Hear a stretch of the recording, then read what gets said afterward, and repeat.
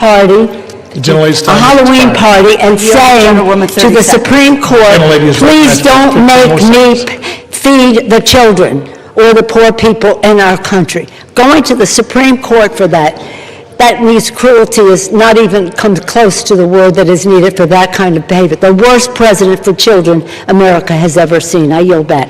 The gentlelady from California yields back. The gentlelady from Connecticut reserves. The gentleman from Oklahoma is recognized. Thank you, Mr. Speaker. Mr. Speaker, I yield 2 minutes to my very good friend, distinguished gentleman from West Virginia and member of the Legislative Branch Subcommittee and Committee of Appropriations, Mr. Moore. The gentleman from West Virginia is recognized for 2 minutes. Thank you, Mr. Speaker. I rise today to support the Senate amendment to H.R. 5371, which includes full funding for the legislative branch. I'm honored to serve as the vice chairman of the legislative branch subcommittee, and I'm grateful to Chairman Valadao for his leadership on that committee. It has been a long road to bring this bill to the floor, a road that was made significantly longer by totally unnecessary Schumer shutdown that we've been living in. The bill before us not only reopens the entire government, but ensures that the House and its supporting agencies remain working for the American people. The bill invests in safety and security. It increases funding for the Capitol Police, provides support for security programs through the House Sergeant at Arms, and is tough on foreign adversaries, including language I wrote, preventing the purchase of technology tied to the Chinese Communist Party. I want to thank Chairman Cole for his leadership and Ranking Member Espaillat and our subcommittee members and their staff and our staff and their work. And I urge my colleagues to vote yes. I yield back. The gentleman from West Virginia yields back. The gentleman from Oklahoma reserves. The gentlelady from Connecticut is recognized. Mr. Speaker, I yield 1 minute to the gentlewoman from Ohio, the distinguished ranking member of the Energy and Water Subcommittee, Ms. Capter. The gentlelady from Ohio is recognized for 1 minute. I thank the ranking member for yielding, Congresswoman DeLauro. Congress today should vote for affordable health insurance for Americans and reduce its rising costs. Instead, in the dead of night, 8 Senate Republicans slipped into this bill a payola for themselves, literally raking millions of dollars to themselves. This payola, it's called corruption. Corruption. Millions of taxpayer dollars now are slated for Senators Graham, Hagerty, Hawley, Sullivan, Tuberville, Johnson, Loomis, and Blackburn. Each is teed up to personally rake in a minimum of $500,000 up to $1.5 million. Meanwhile, the American people need more affordable health insurance, but these senators, with their House allies, are lining their own pockets. I say no more tax breaks to billionaires and no payoffs to U.S. senators. This is what happens when power serves itself instead of the people. This isn't leadership, it's corruption disguised as legislation. Will the gentleman yield me 10 seconds? The gentlewoman's time has expired. Let's cleanse America of disgusting corruption. Power corrupts, absolute power corrupts, absolutely. The gentleman from Connecticut reserves. The gentleman from Oklahoma is recognized. Thank you very much, Mr. Speaker. Mr. Speaker, I yield 2 minutes to my very good friend, distinguished member from Washington and distinguished member of the Appropriations Committee, Mr. Newhouse. The gentleman is recognized. Thank you, Mr. Cole, for yielding the time. Mr. Speaker, over 40 days after the Senate Democrats shut down the federal government, we are finally reopening. The result of the shutdown has been thousands of employee furloughs, major disruptions to our air travel, service members going without pay, delayed food assistance for low-income individuals and families, and much, much more. Mr. Speaker, as a member of the House Appropriations Committee, the responsibility of funding the federal government is one that I take very seriously, especially in light of our nation's debt surpassing $38 trillion. The performative tactics that we have watched over the last 7 weeks have truly been a disservice to Americans. And my friends across the aisle should never have put leverage or politics over those people that they represent. But the most important thing right now is that we get back to work, making sure the federal government can provide the essential services that people depend on, and that Congress can continue working past 4-year funding legislation providing responsible federal spending and fund those essential services. Mr. Speaker, we are making significant progress with the inclusion of these 3 appropriation bills, but our work is far from over. I encourage all my colleagues on both sides of the aisle to support this deal, vote to end this unnecessary shutdown, and help us get back to the business of hardworking Americans across this country. Thank you, and I yield back. Gentleman yields. The gentleman from Oklahoma reserves. The gentlewoman from Connecticut is recognized.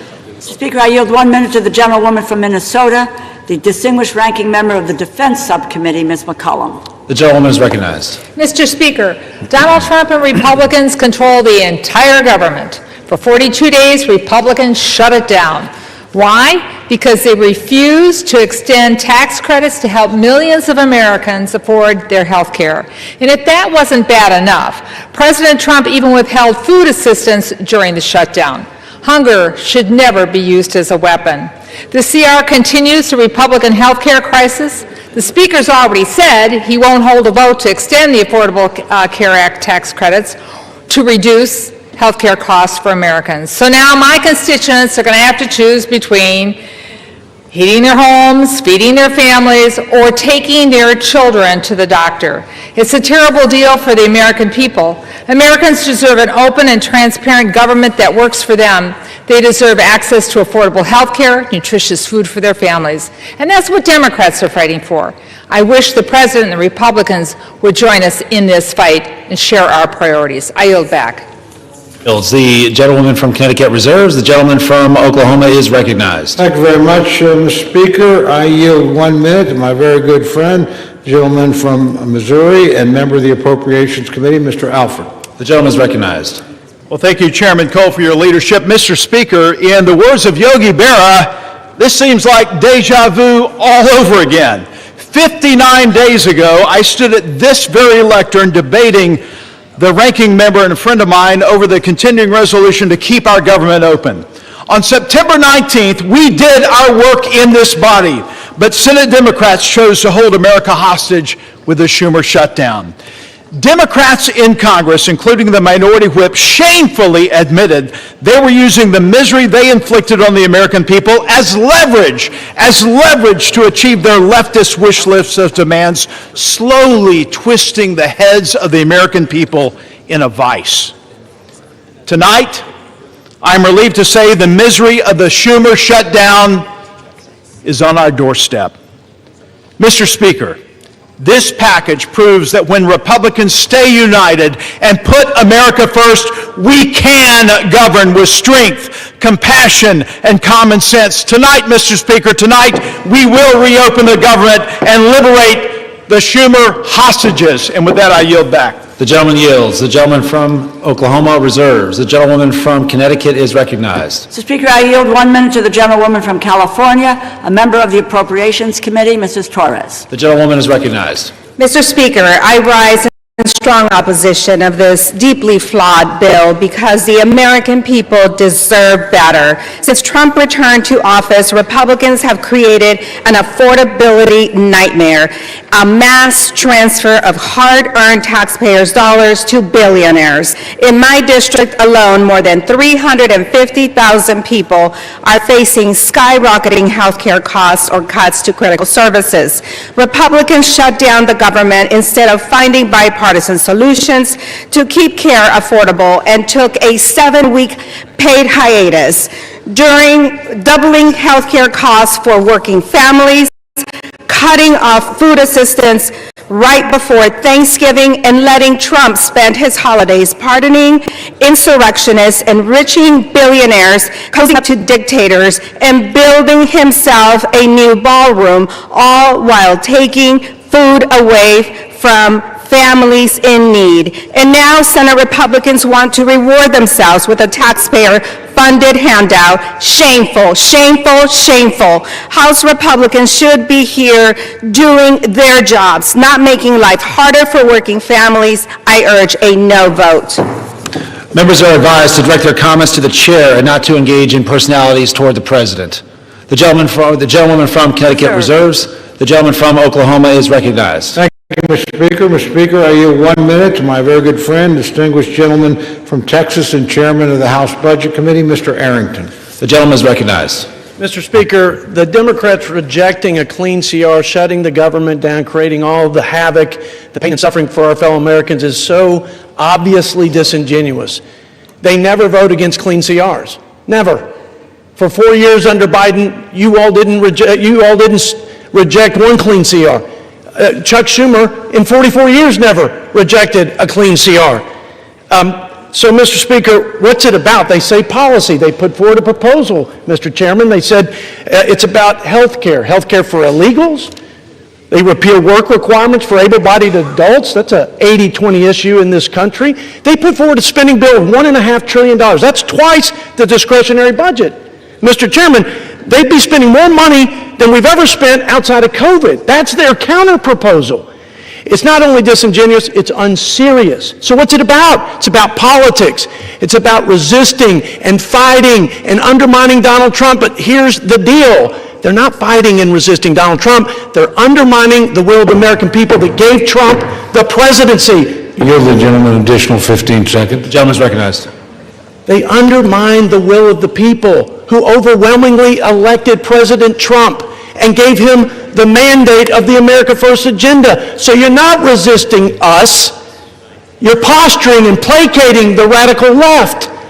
And you are holding back what the American people wanted, and that was a new direction for this country. I yield back. Members are reminded to please direct their comments only to the chair. The gentleman from Oklahoma reserves. The gentlewoman from Connecticut is recognized. Mr. Speaker, I yield 1 minute to the gentleman from New Jersey, the distinguished ranking member of the Energy and Commerce Committee, Mr. Pallone. The gentleman is recognized. Thank you, Mr. Speaker. I want my colleagues to understand that when the Affordable Care Act was adopted, it was adopted for middle-class people who could not afford health insurance. They had no other option. They had nowhere to go. You just would end up without health insurance. I have constituents coming to me now crying because their insurance is going from $500 a month to $1,500 a month.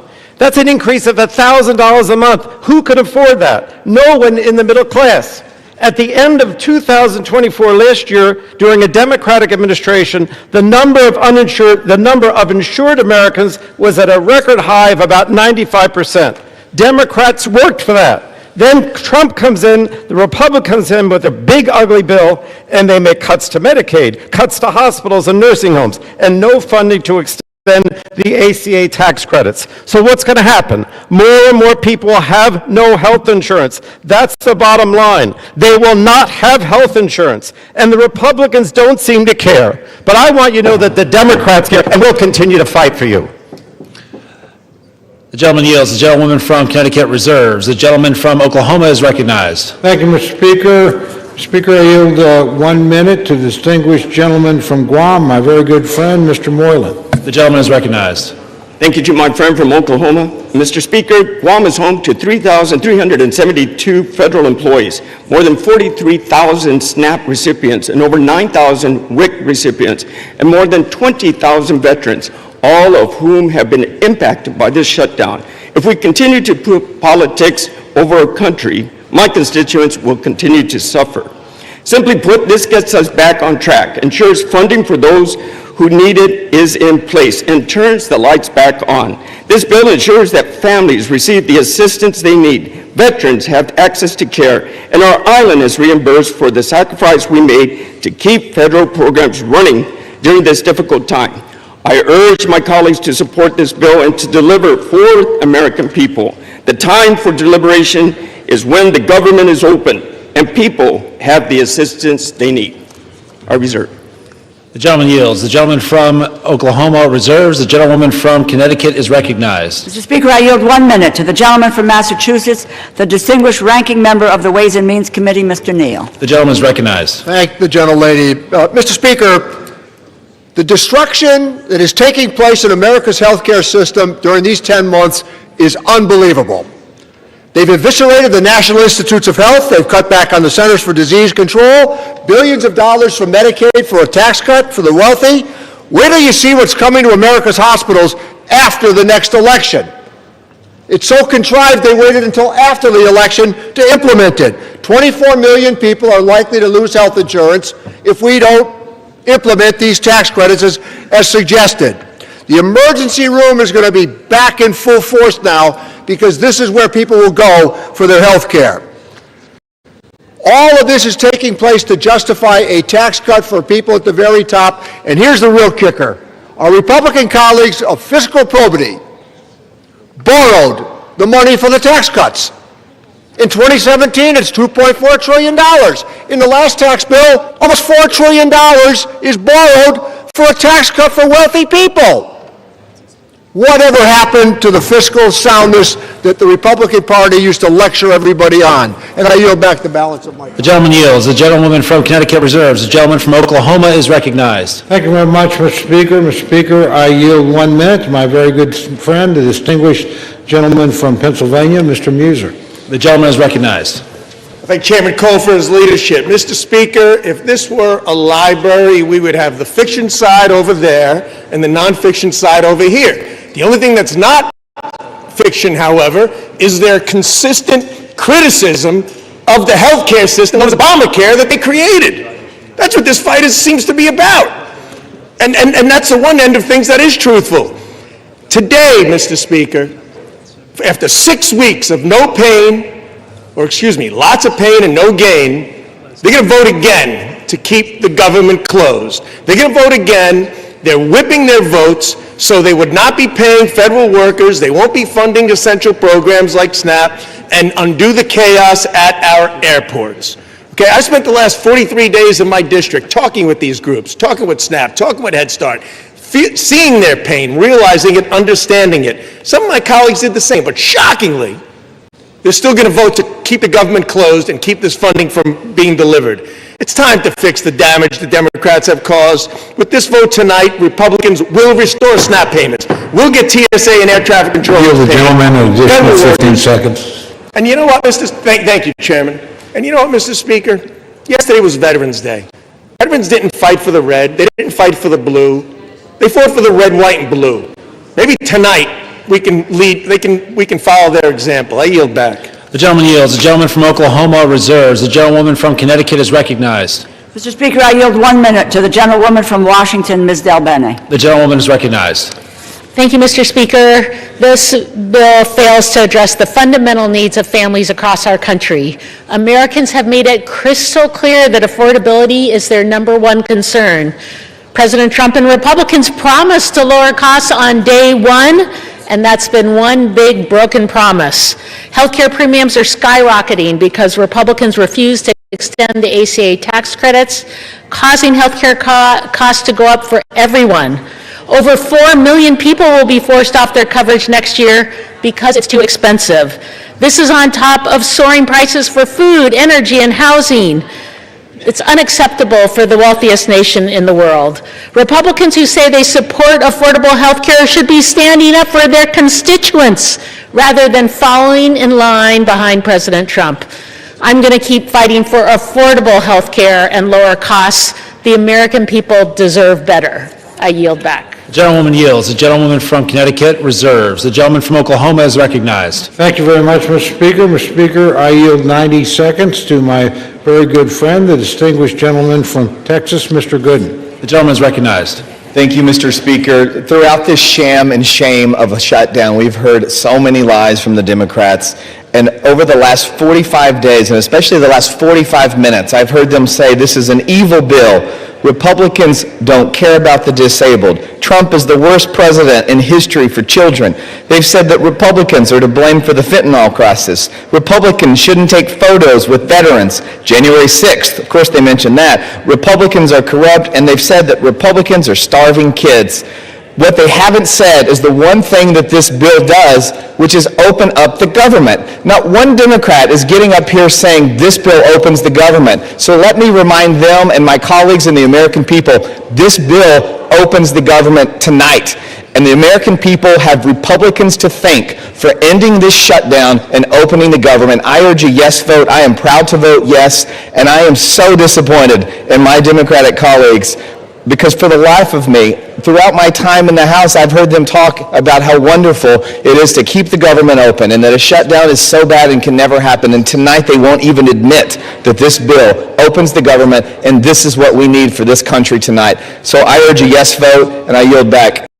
The gentleman yields. The gentleman from Oklahoma reserves. The gentlewoman from Connecticut is recognized. Mr. Speaker, I yield 1 minute to the gentlewoman from California, Ms. Barragan. The gentlewoman is recognized. Thank you, Mr. Speaker. I oppose the Republican spending bill that makes health care more expensive for hardworking Americans. While Republicans were on their 7-week-plus vacation, all our constituents were receiving notices of premium increases. A constituent of mine, a lifelong educator, has been told that her premiums will jump from $383 to nearly $1,000.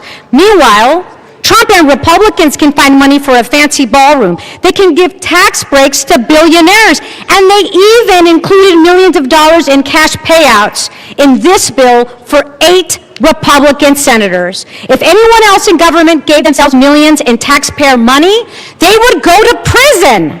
But for Americans trying to afford health care, not $1 in tax credits. House Democrats are united against this corrupt bill and will keep fighting to protect America's health care. I urge my colleagues to reject this bill. I yield back.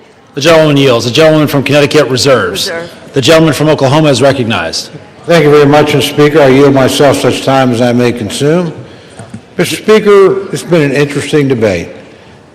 Frankly, as a couple of my colleagues have suggested, a lot of the rhetoric on the other side hasn't had much to do with the legislation in front of us.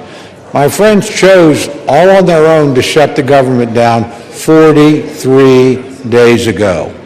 During that time, soldiers have had to worry about getting paid. The only reason they were paid is the President of the United States managed to pull a rabbit out of the hat twice, or we've had military families completely unpaid. We have our air traffic controllers. Most of us flew here today or yesterday or in recent days. They're keeping the skies as safe as they can, but they haven't gotten paid. We're in this Capitol building. We're under the protection of the Capitol Police. They do a splendid job. They keep doing their job. They haven't been paid. We have people that are in desperate need of some of the services that this government has promised to give them. SNAP and WIC. That's at risk unless we pass this legislation tonight. So we can have all these debates about all these other issues. As a matter of fact, my friend the Speaker, his counterpart in the United States Senate, the Majority Leader, and the President said, when you open the government, we'll be happy to talk to you about some of these issues. But you're not going to shut down the government, punish the American people, put people's lives at risk, and think we're going to sit down and negotiate with you under those circumstances. That is not going to happen. We told you 43 days ago, from bitter experience, government shutdowns don't work. They never achieve the objective that you announced. And guess what? You haven't achieved that objective yet, and you're not going to. We did the same thing twice, so I'm not saying that we've got clean hands over here. You guys did it on DACA, didn't work here, not going to work here. Only people that have suffered have been the American people, the people that we're all here to serve. So let's keep the focus on getting the government back open. I would also add, and I appreciate this very much, there have been robust discussions back and forth, and we have 3 appropriations bills attached to this. They're appropriations bills that do important things. The Ag bill will make sure that people that rely on WIC and SNAP don't have to worry about another government shutdown between now and September 30th of next year. The Ledge Branch bill will make sure that the Capitol Police and everybody else at staff that allow this chamber to function don't have to worry about not getting paid until September 30th of next year. And obviously, military construction and, more importantly, veterans rely on benefits commitments we have made. Passage of this bill makes sure that those commitments will be fulfilled between now and September 30th next year. And we buy the time to sit down and rationally and responsibly negotiate other appropriations bills that we can bring, I hope, on a bipartisan basis to this floor to keep the government open. So I would just ask my friends to reflect on that. I hope some of you feel the weight of that decision. I know you do. And I hope you can vote to keep the government open. There's no excuse to shut it down. The United States Senate operated to keep it open in a bipartisan fashion. Now, it took them a long time to do it, but they got there. Let's not follow that example. Let's follow when they finally got the job done, they sent us a product. It's not a perfect product. It's got some things in it I don't like. But frankly, if we kept the government open, we would have never been in this situation in the first place. So I would just ask my friends to remember their constituents. I know they think about them. I know they're serious about the points they make. Reopen the government. Raise your issues. Let's see if we can come to a negotiated settlement. But let's not punish the American people. A no vote on this, again, means soldiers and military families don't get paid.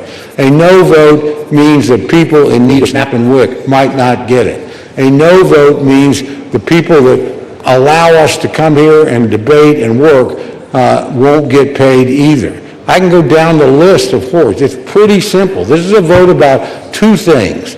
Opening the government of the United States, which you willfully tried to shut down, fortunately did not succeed in that in this chamber, but some of your colleagues, using arcane Senate rules, did manage to do it, but finally came to their senses. You ought to pay attention to those people. They said, enough is enough.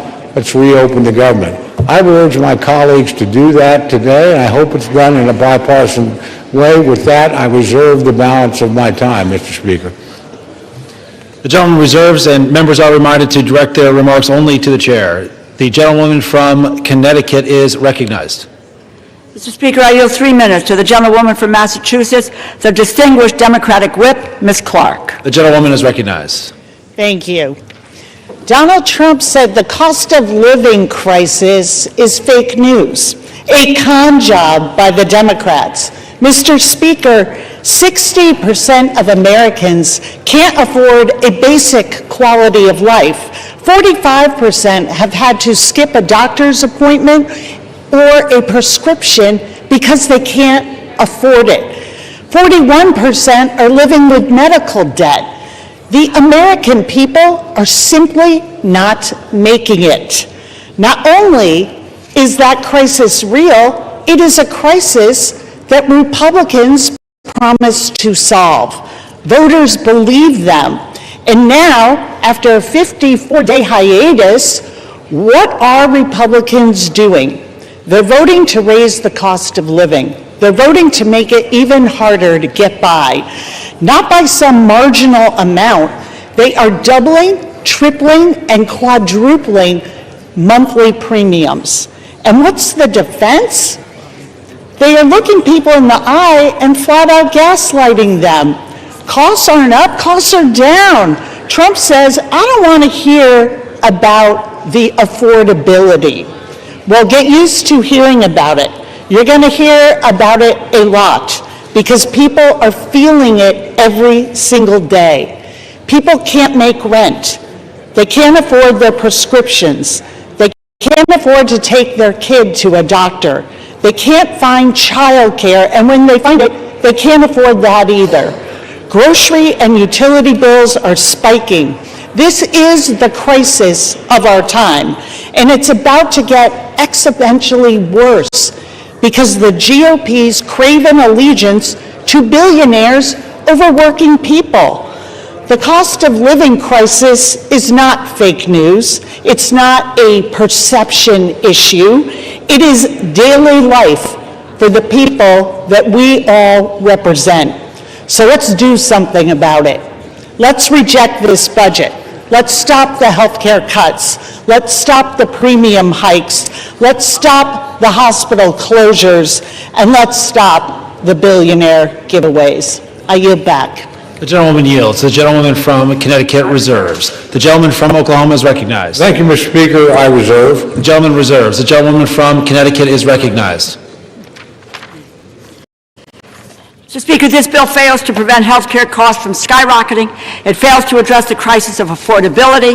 It fails to keep our promise to veterans. It provides a $1 million jackpot to 8 senators. It fails to protect Congress's power of the purse. I encourage my colleagues to vote no, and I have the honor of yielding 1 minute to the gentleman from New York, our distinguished Democratic leader, Mr. Hakeem Jeffries. The gentleman is recognized.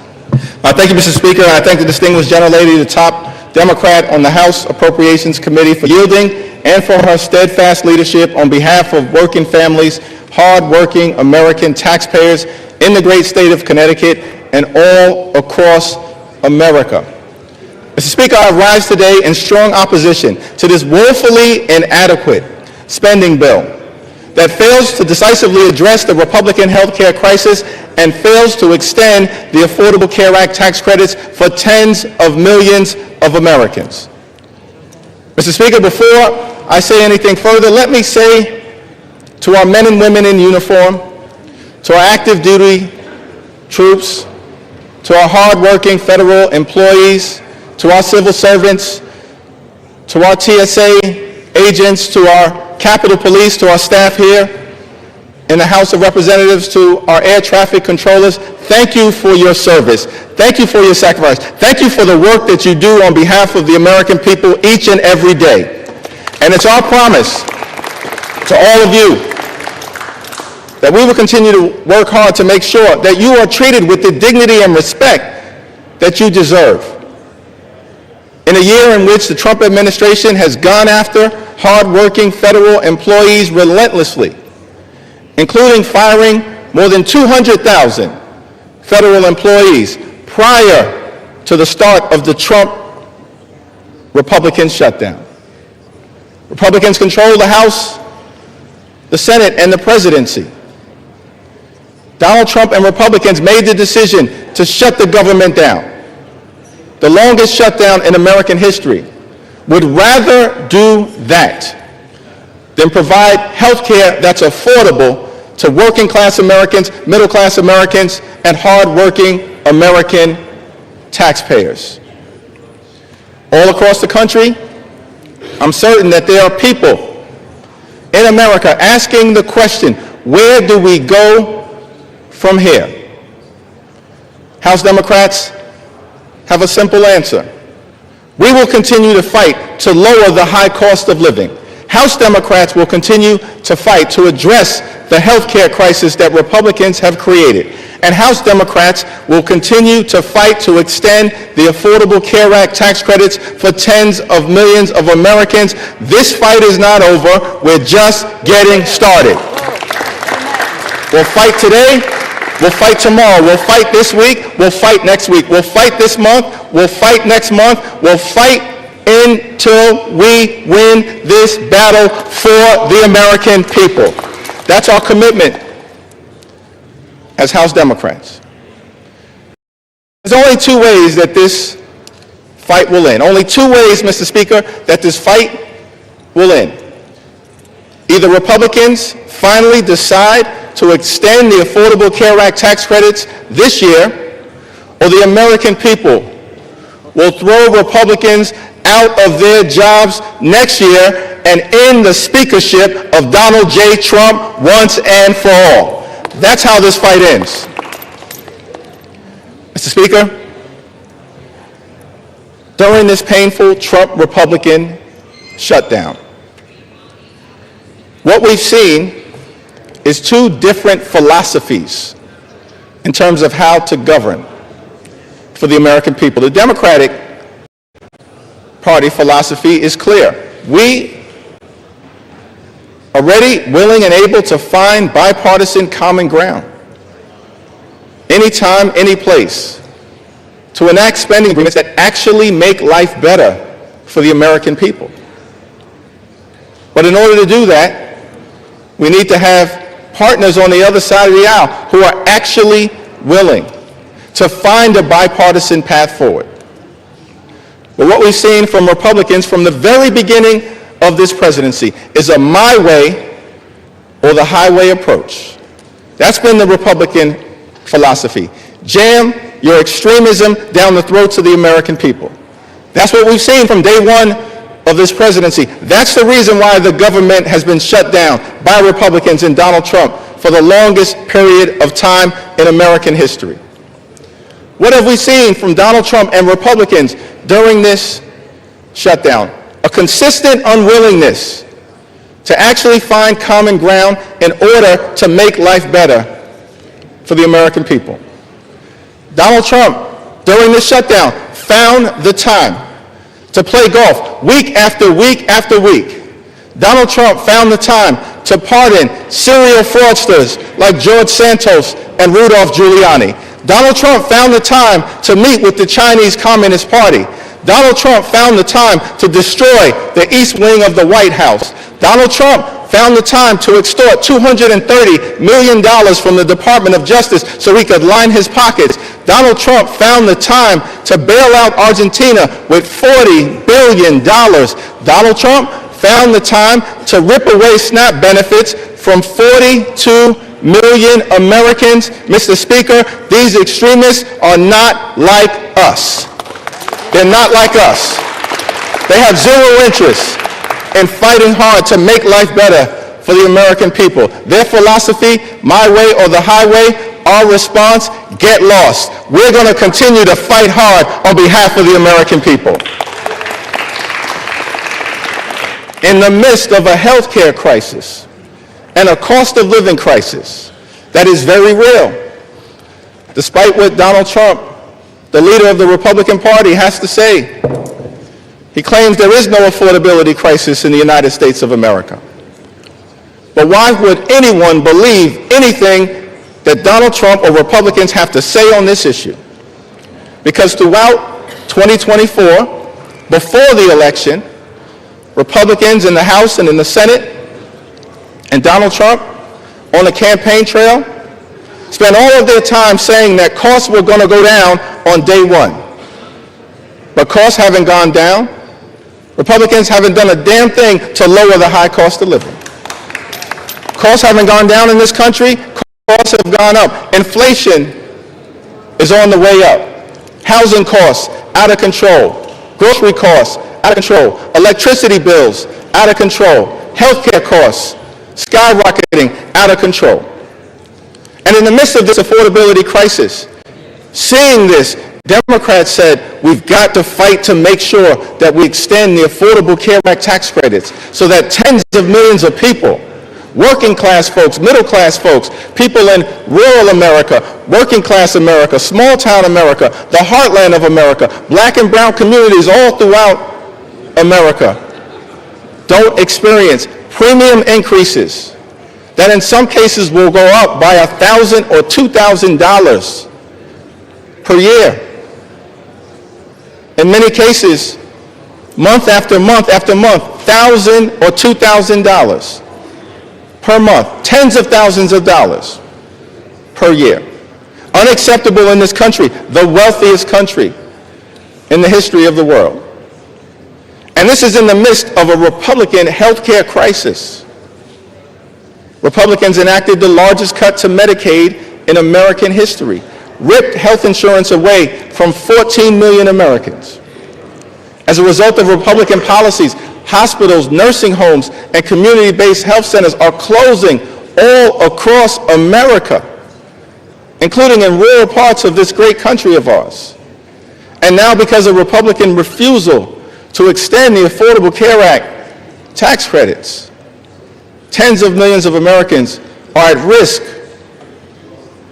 of being unable to afford to go see a doctor when they need one. In this country, the wealthiest country in the history of the world, it can't be the case that health care is simply a privilege for the wealthy, the well-off, and the well-connected. Mr. Speaker, that's the Republican perspective. We believe as Democrats that health care has to be a right, and a right that's affordable and available to every single American in the United States. That's what this fight is all about. And that's what the fight will continue to be about as we move forward.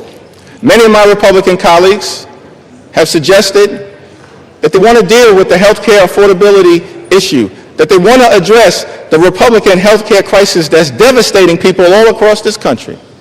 Well, we have an opportunity for you to do so. There's a discharge petition connected to legislation that House Democrats have introduced to extend the Affordable Care Act tax credits for 3 years, because we believe that working class Americans, middle class Americans, and everyday Americans deserve the same level of certainty that Republicans always provide to the wealthy, the well-off, and their well-connected donors. Working class Americans deserve that level of certainty. So join us in extending the Affordable Care Act tax credits. It's not too late. We're in the midst of open enrollment, but the tax credits expire on December 31st. And we will stay on this issue until we get this issue resolved for everyday Americans. Mr. Speaker, as I close, I've had the opportunity, as many of us do, to serve in the United States Congress with legendary figures, too numerous to mention. Legendary members, of course, Speaker Emerita Nancy Pelosi, Steny Hoyer, the great Jim Clyburn, Maxine Waters, Elijah Cummings, Charlie Rangel, our own Marcy Kaptur, the longest-serving woman in the history of the United States House of Representatives. We've all had the opportunity to serve with legendary members, John Dingell, too numerous to mention. But one can't call that role without calling the name of the great John Lewis. I had the distinct honor of serving with John Lewis for several terms. Many of us here in the House of Representatives did.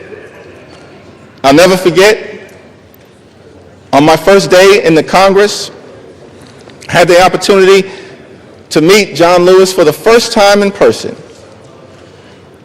And he called me over to see him on the House floor, and he just asked me a simple question. He said, "Are you the new guy?" And I said, "Yes, sir, Mr. Lewis, I am." And he said, "Well, we're colleagues now. You don't have to call me Mr. Lewis. You can call me John."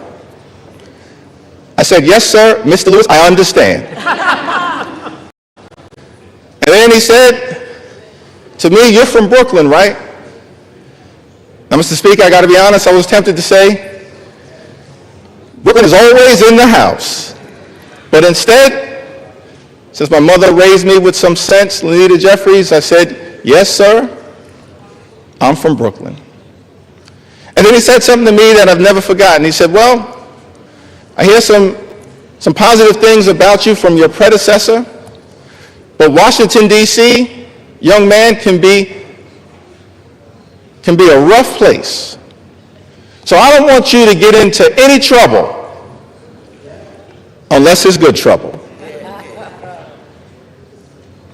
And I just wanted to stop by on the House floor to make sure it was clear to the American people that the spirit of John Lewis lives amongst House Democrats, and we will continue to get into good trouble to make their life better.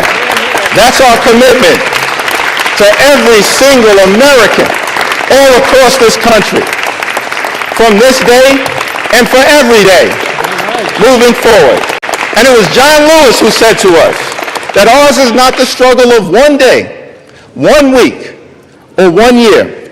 Ours is the struggle of a lifetime, and maybe even many lifetimes.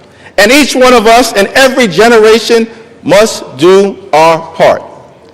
Mr. Lewis, we love you.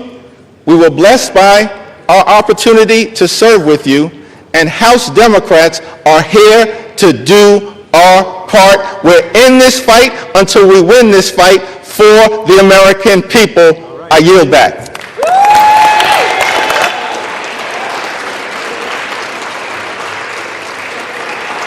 The gentleman yields. Members are reminded to refrain from engaging in personalities towards the president. The gentlewoman from Connecticut has 30 seconds remaining and is recognized. I yield back the balance of my time. The gentleman from Connecticut yields. The gentleman from Oklahoma is recognized. Thank you very much, Mr. Speaker. It's my distinct pleasure to yield the balance of our time to the distinguished Speaker of the House, my very good friend and a person I admire greatly. 1 minute. I'm actually just going to hold you to 1 minute, Mr. Speaker. My good friend, the gentleman from Louisiana, Speaker Mike Johnson. The gentleman from Louisiana is recognized.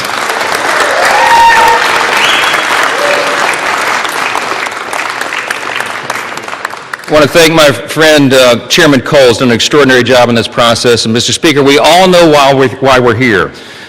House Democrats voted to shut the government down. It was 54 days ago when we had that vote, September 19th. And since that time, Senate Democrats have voted 14 times to close the government.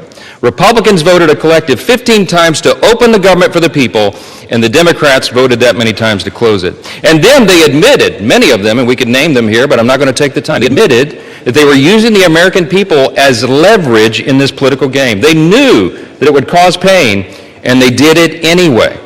The whole exercise was pointless. It was wrong, and it was cruel. In mere moments, I want you to watch the board. They're going to do it again. I'm going to guess for you that most of our Democrat colleagues are going to vote again to close the government, again to take food out of the mouths of families that need it, again to deny pay to federal employees, again to stall flights and cancel airlines and do all the rest that they've done. But we are not going to let them succeed in that gambit. And that's right. While the Democrats keep voting to shut the government down, Republicans are going to vote to open it back up. And with that, we're going to get the American government running again and working for the people as they deserve. I'm going to close with this. You know, as Speaker, you have the ability to talk as long as you want, but I'm not going to do that tonight. We're not going to waste any more time of the people.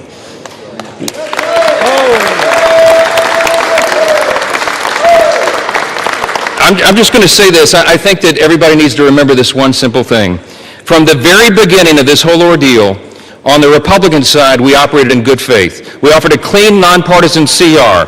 We were honest and transparent with the American people from the very beginning, and every single day of the shutdown, we went out and looked right into the camera with a press conference and told the American people the simple truth.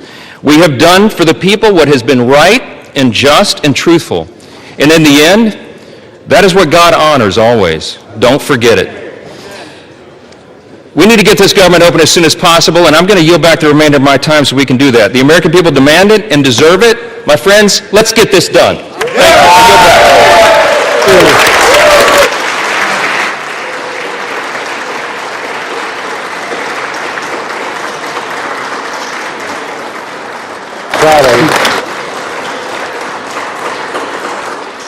The gentleman yields. The gentleman from Oklahoma has 3 minutes remaining and is recognized. I yield back the balance of my time. The gentleman yields. All time for debate has expired. Pursuant to House Resolution 873, the previous question is ordered. The question is on the motion by the gentleman from Oklahoma, Mr. Cole. All those in favor say aye. Aye. All those opposed say no. No. In the opinion of the chairs, the ayes have it. For what purpose does the gentleman from Connecticut stand? Mr. Speaker, I request the yeas and nays. The yeas and nays are requested. Those favoring a vote by the yeas and nays will rise. A sufficient number having risen, the yeas and nays are ordered. Members will record their votes by electronic device. This is a 15-minute vote.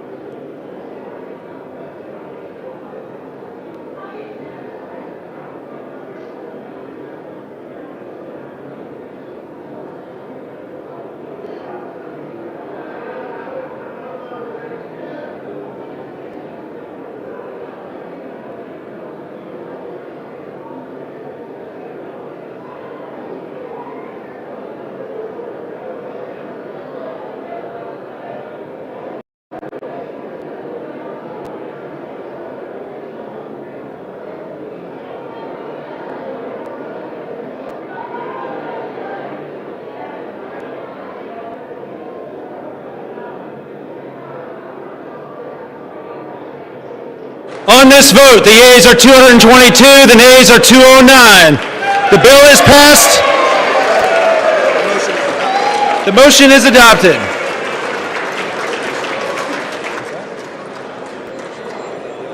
Without objection, the motion to reconsider is laid on the table.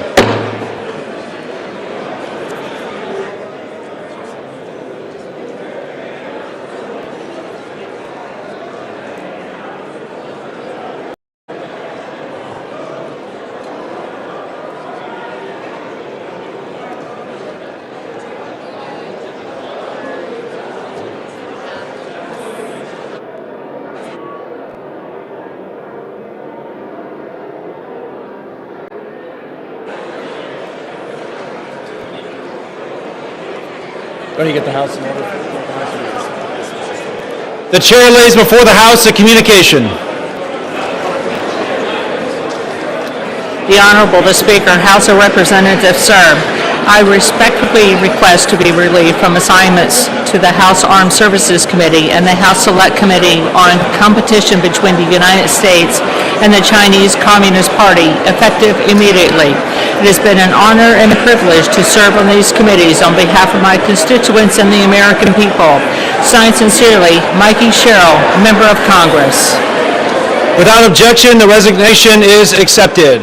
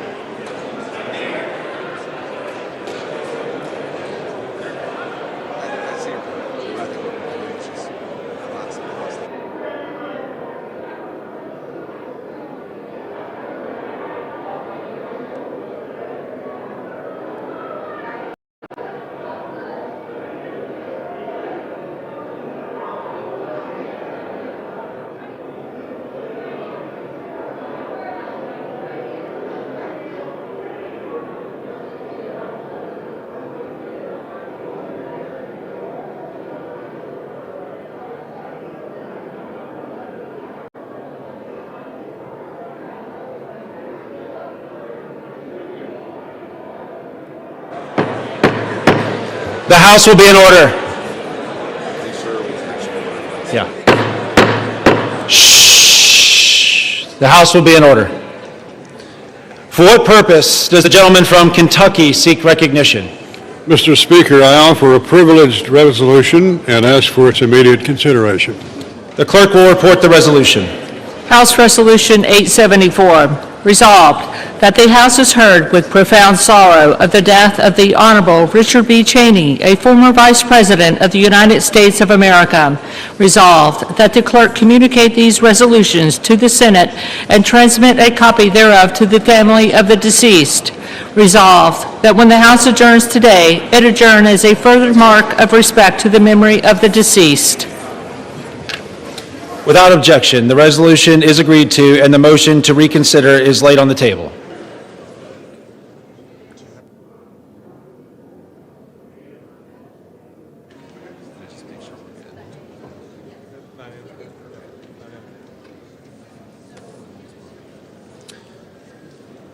Pursuant to Clause 13 of Rule 1 and House Resolution 874, the House stands adjourned until 9 a.m. tomorrow as a further mark of respect to the memory of the late Honorable Richard B. Cheney.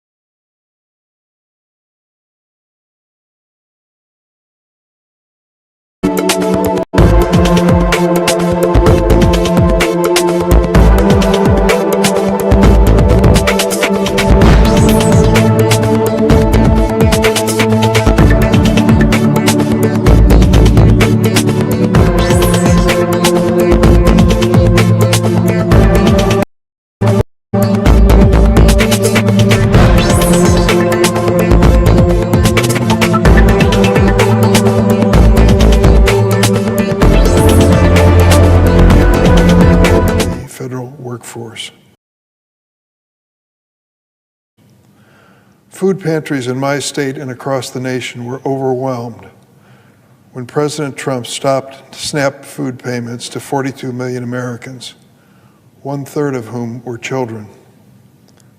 Food pantries being overwhelmed as well by unemployed workers who'd been laid off and furloughed because of the government shutdown.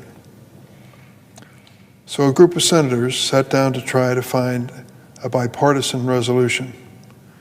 After lengthy negotiations, an agreement was reached with the Republican Senate leader, John Thune.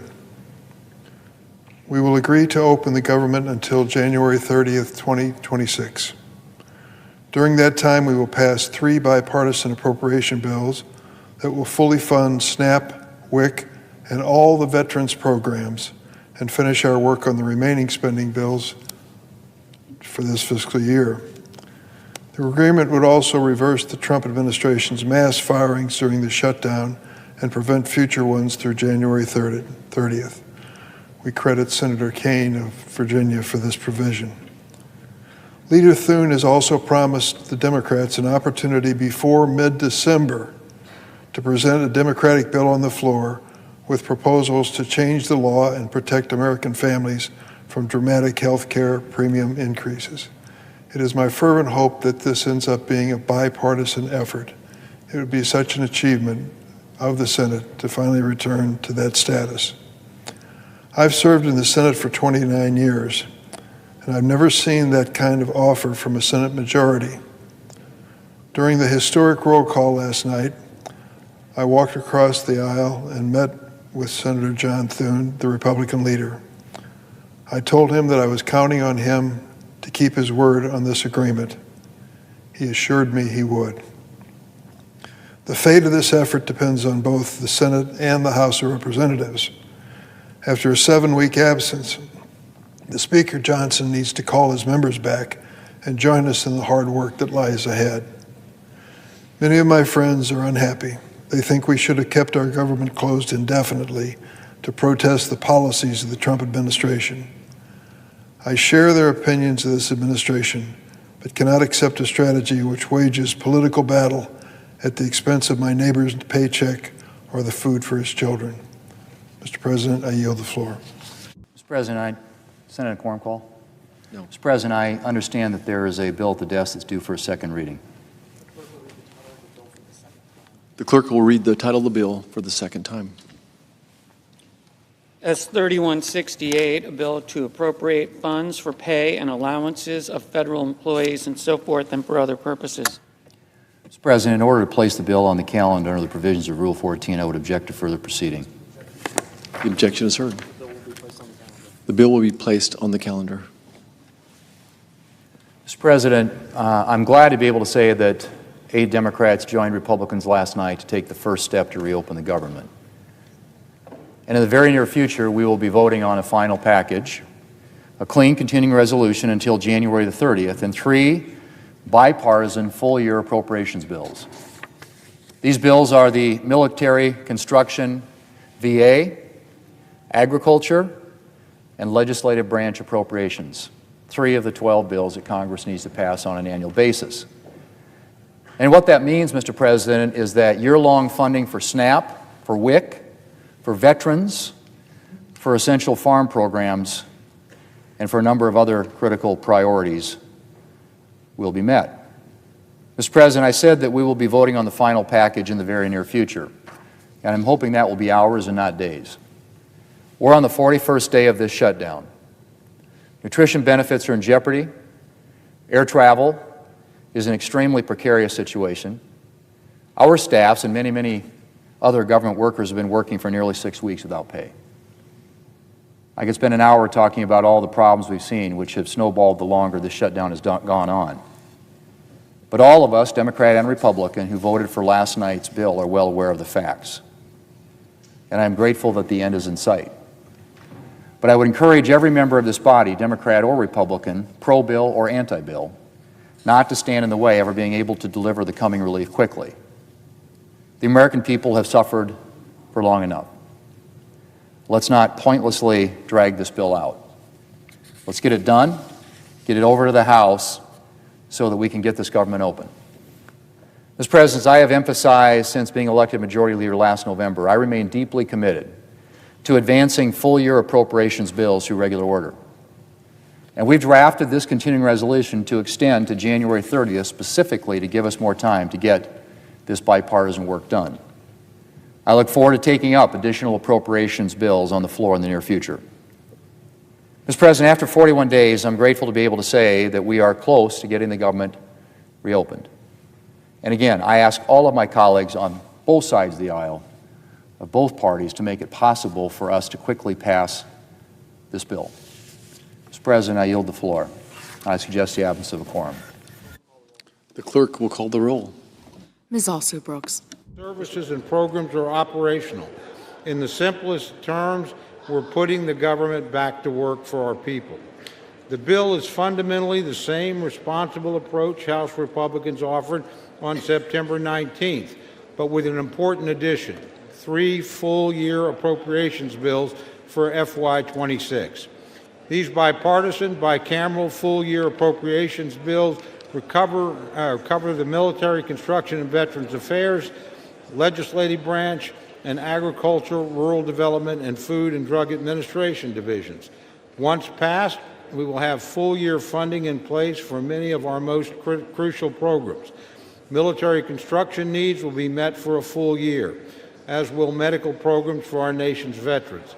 The legislative branch will be properly resourced, including critical funding enhancements for the Capitol Police and for member security. And agriculture, food, and nutrition programs like WIC and SNAP will be fully funded to help vulnerable people in need.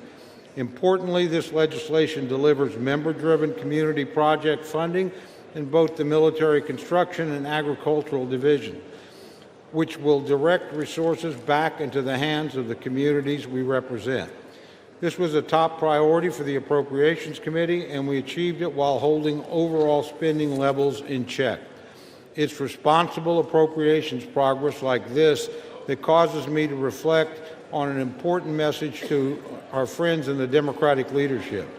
My sincere apologies to Minority Leaders Jeffries and Schumer, but after today, you will no longer get to hold the government hostage, and you will not get to force a rushed, pork-filled Christmas omnibus at the end of the year. Republicans have actively restored a responsible line-by-line process. Over the next few months, we will continue this work and efforts through regular order.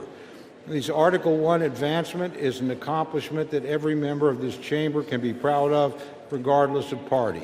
Yet some still need to decide what they stand for today. So to my colleagues on the other side of the aisle, do you want the leverage or do you want to legislate? Do you treat Americans as collateral damage or as constituents? And do you answer to your caucus or your country? For Republicans, the answer has been clear for the last 43 days. We have and we will continue to put Americans first. Democrats can join us.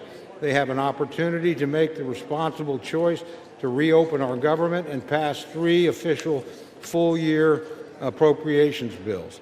8 Senate Democrats saw reason and did exactly that. I hope House Democrats do the same. True courage is taking responsible action for the nation, even when politics makes it inconvenient. Let's reopen the government and get back to work. With that, Mr. Speaker, I reserve the balance of my time. The gentleman from Oklahoma reserves. The gentlelady from Connecticut is recognized. Thank you, Mr. Speaker. The House is not in order. Thank you. House will be in order. Thank you very much, Mr. Speaker. I yield myself 7 minutes. The gentlelady is recognized. I rise in opposition to this bill that does nothing, not one thing, to address the Republican health care crisis amid a cost of living crisis. More than 20 million Americans will have to pay double, even triple their monthly insurance premiums in just a matter of weeks. And this bill leaves families without even a glimmer of hope that their costs might go down. Energy prices are up, grocery prices are up, housing costs are up. When 2/3 of American workers are living paycheck to paycheck, you can understand why the most important issue on their minds is affordability. What does President Trump say? And I quote, affordability is a con job, end quote. How out of touch can you be? Mr. President, start to listen to the American people, not your millionaire, billionaire friends. President Trump and my Republican colleagues refuse to address this issue. They continue to avoid it. They were so intent on avoiding it that they shut down the government instead of dealing with it. Speaker Johnson has indicated that he will not deal with it. He has shown no interest in holding a vote on extending the health care subsidies, which would prevent monthly costs from soaring. Republicans have tried to say they will deal with this problem their own way, but they have no plan. They are trying to repeal the Affordable Care Act, as they have been trying to do unsuccessfully for 15 years. However, they are poised to succeed, which is why it is so important for this continuing resolution to fail. President Trump and Republicans, their plan is to drive up prices for everybody, compounding the cost of living crisis. More than 2 million Americans are expected to lose their health insurance next year because it has simply become too expensive. There are more than 50 pages of health care provisions in this bill. Not one of them stops costs from skyrocketing at the beginning of next year. Not one of them offers relief to American families being squeezed tighter and tighter by the Republican crisis. There is one group of people, however, who will receive some relief thanks to this bill. United States senators who may have participated in an insurrection, snuck into this bill at the 11th hour by Senate Republicans, is a provision to pay out at least $1 million each to 8 United States senators implicated in the January 6th insurrection. Understand, this is a corrupt precedent. This is where members can profit from their own votes. It's the fleecing of the American people, which they get and understand. At the same time, this bill excludes a provision that will order a plaque to be hung that honors the police officers who put their lives on the line to defend our democracy from that same insurrection. What a contrast. It is yet another instance of this administration's shameless corruption that is financially ruining American families. While there is $230 million for the president to pay himself from the Department of Justice, $8 million for some of his closest Senate allies, $200 million for a pair of private jets for the Department of Homeland Security Secretary, $40 billion to Argentina, the American people are left with nothing but higher costs. This bill also fails to fully cover the Toxic Exposure Fund, which was created to support veterans exposed to burn pits and Agent Orange. We made a promise to stand by the men and women who served our country in uniform. This bill does not live up to that promise. You know, Republicans need to stop taking photographs with veterans and then vote against their health care. Those who lead in the appropriations process here believe in the constitutional power of the purse. And over the past month, President Trump has been firing federal workers en masse. And when his administration has failed there, they have made life so miserable for federal workers that they had no choice but to leave. Federal workers should be, and I quote, traumatically affected. Those are the words of the Office of Management and Budget Director Russ Vought, an unelected bureaucrat. The federal workforce has dwindled by 200,000 since January, jeopardizing the public services that so many people rely on. Spare us your false concern. And since January, this administration has been stealing from our communities, withholding as much as $410 billion in funding approved by Democrats and Republicans, House, Senate, signed into law, and they are illegally blocking authorized funds from being distributed. Even now, as we debate this bill, the Trump administration is arguing to the Supreme Court that they should be allowed to withhold food stamp funding that Congress lawfully approved. They were ordered by 3 separate courts to distribute food assistance and are still fighting to withhold it. It is not connected to opening this government. They have the money. They have it now for food stamps. They just refuse to use it. Imagine using food as a political weapon, unspeakable and immoral. It seems like their only plan is to strip children of food assistance while kicking their parents off their health insurance. They have demonstrated that that is who they are. These are their true colors. You cannot expect Democrats to go along with any bipartisan funding deal if that agreement can be undone with a party line vote. Congress must assert its authority over the power of the purse. I encourage my colleagues to vote no, and I reserve the balance of my time. The gentlelady reserves. The gentleman from Oklahoma is recognized. Thank you, Mr. Speaker. Mr. Speaker, I yield 1 minute to our distinguished majority leader, the gentleman from Louisiana, Mr. Scalise. The gentleman from Louisiana is recognized for 1 minute. Thank you, Mr. Speaker, and thank my friend, the Chairman of the Appropriations, Mr. Cole from Oklahoma, for not only yielding, but for bringing this important bill to the floor.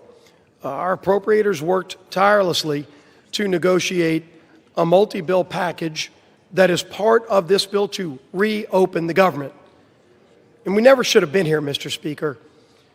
We tried as Republicans over a month ago to prevent a government shutdown. We had a vote here on the House floor.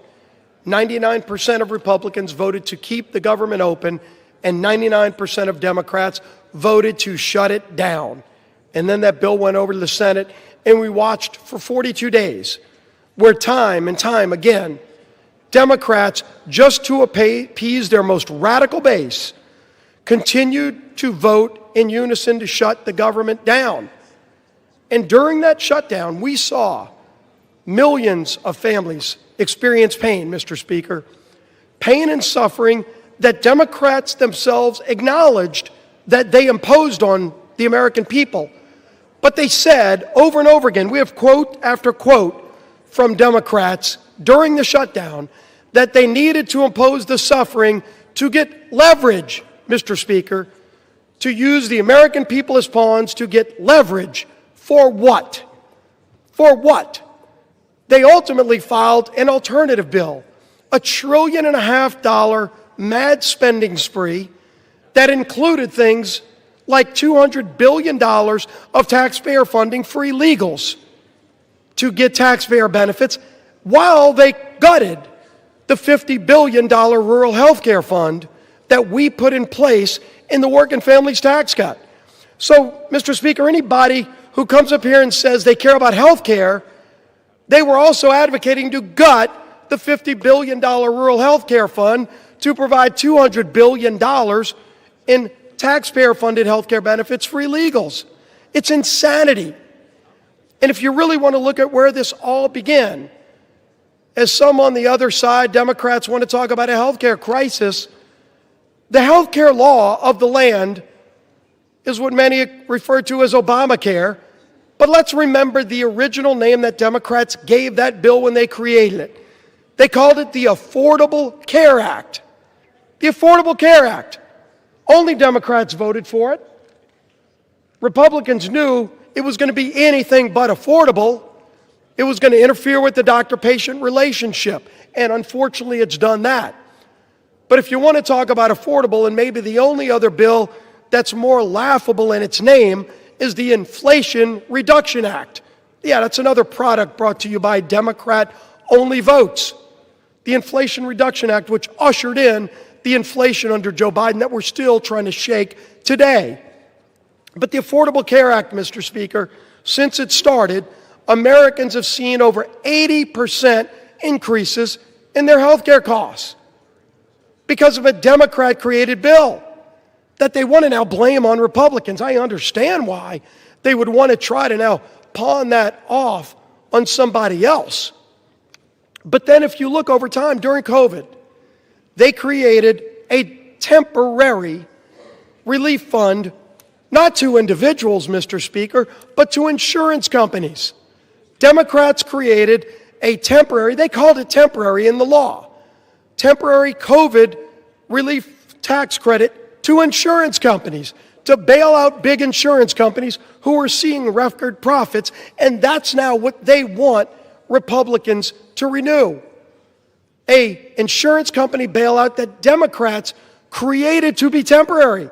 They set it up to expire. And now they're saying that the world's going to end if that insurance company bailout doesn't get renewed. While at the same time, when we as Republicans worked to actually lower premiums for families, they fought it every step of the way. That's right. We had a bill that we passed through this House just a few months ago in the Working Families Tax Credit. Part of that bill was called the cost share reduction, was scored by the CBO to lower premiums for families by over 12%. And what happened? It gets over, and by the way, every Democrat voted against that too, because they've never cared about lowering premiums. Then that bill gets over to the Senate. Senate Democrats worked overtime to get that provision removed. And if you go look at Senate Democrat Budget Committee website, they still brag that they removed that provision that would have lowered premiums for families. So, absolutely, Republicans have worked and will continue, by the way, to work to lower premiums for families, but make no mistake, the high premiums that everybody faces today are a result of the inaptly named Affordable Care Act and the many failures associated with it. But this bill today is about ending the misery Democrats created on families. That is just about funding the government, not about solving other problems that we should be working to solve, but about getting the government back open while not holding the American people hostage. And that, Mr. Speaker, is what has disgusted the American people most during this shutdown. That should have never happened, but it's that it has caused real suffering for American families. Our men and women in uniform that had to wonder whether or not they're going to get paid. Air traffic controllers who already had a highly stressful job and then had to show up for work without getting paid. Multiple paychecks missed. Now you're seeing, because a lot of those air traffic controllers have to go work jobs as Uber drivers. They aren't even being able to show up for work because they still have bills due, their rent's due. They're trying to put food on their table, and Democrats want to vote no tonight to keep denying them food. The 42 million SNAP recipients, those people that are low income that need those food benefits, if you vote no today, you are voting to deny those 42 million low-income families basic food needs. Don't talk about how much you care about low-income people and vote no tonight to deny them food, basic services.